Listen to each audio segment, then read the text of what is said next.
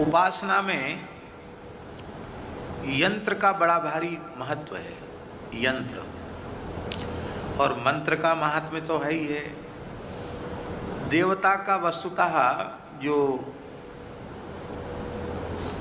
तात्विक स्वरूप है वह तो यंत्र में ही है। यंत्र स्वरूप में ही देवता होता है। इसलिए रामार्चन यंत्र, गोपालार्चन यंत्र और आजकल एक श्री यंत्र तो बहुत प्रचलित है ही है। तो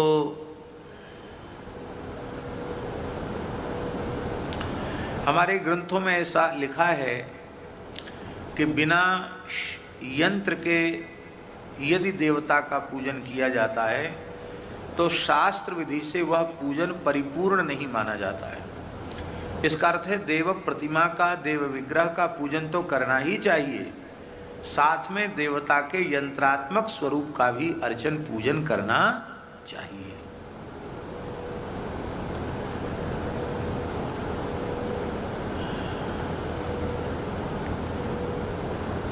ऐसा भी प्रमाण उद्धृत है कि शालिग्राम में मणिमय यंत्र में प्रतिमा मंडल में भगवान की पूजा करना चाहिए, केवल भूमि पर पूजन नहीं करना चाहिए। और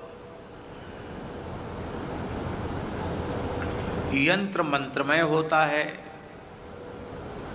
देवता का मंत्रात्मक स्वरूप ही यंत्र में प्रतिष्ठित होता है।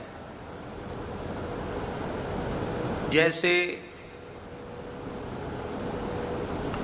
देह और आत्मा ये दो हैं, बिना आत्मा के देह का कोई अस्तित्व नहीं है और बिना देह के आत्मा भी कहाँ प्रतिष्ठित होगा। तो जैसे भैया जी देह और आत्मा का संबंध है, ऐसे ही यंत्र और यंत्र के प्रतिपाद्य देवता का संबंध है। इसलिए प्राचीन परंपरा में देवता और देवता के यंत्र के साथ उनके पूजन की बात कही गई है। कई बार हम लोग उपासना में लगते हैं तो अनेक विकार हम लोगों को उपासना में बाधा पैदा उत्पन्न करते हैं। कभी कोई काम माने कामना, भले ही वह सात्विक कामना ही क्यों ना हो, लेकिन भगवत प्राप्ति में तो वो बाधक बन ही जाती है। यहाँ जाओ सामने, आप तो एकदम सन्मुख वाले श्रोता हैं, आप किनारे किनारे क्यों?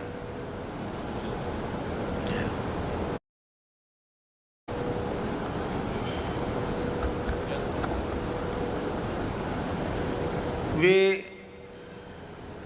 कामनाएं, कामना की पूर्ति नहीं हुई तो क्रोध,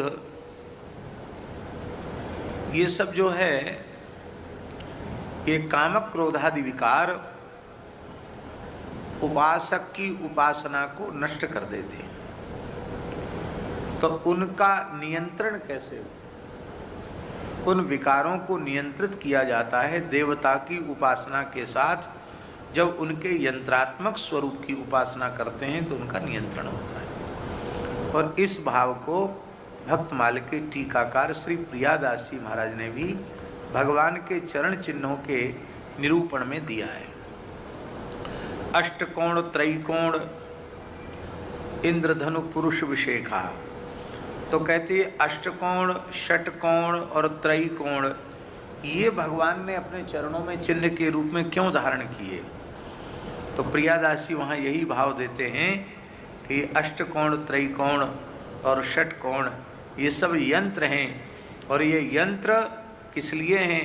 बोले विषय रूपी भुजंग इस देह रूपी बल्मीक में, बामी में निवास करता है, उसको कील देने के लिए, उसको नियंत्रित करने के लिए श्री रघुनाथ जी ने अपने श्री युगल चरण कमल में, श्री कृष्ण ने, श्री राम जी ने, श्रीमन नारायण भगवान ने अपने चरण कमलों में इन चिन्हों को धारण किया। ऐसा नहीं समझना कि राम जी के चरणों में अलग चिन्ह है, कृष्ण के चरणों में अलग चिन्ह है, सब एक ही है।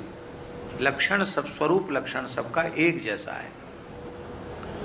तो वहाँ प्रियादास जी ने भी इस बात को स्वीकार किया है। तो यंत्र के बिना देवता की पूर्ण कृपा प्राप्त नहीं होती है, इसलिए यंत्रोपासना भी कर्मकांड की विधि में उसका प्राधान्य है।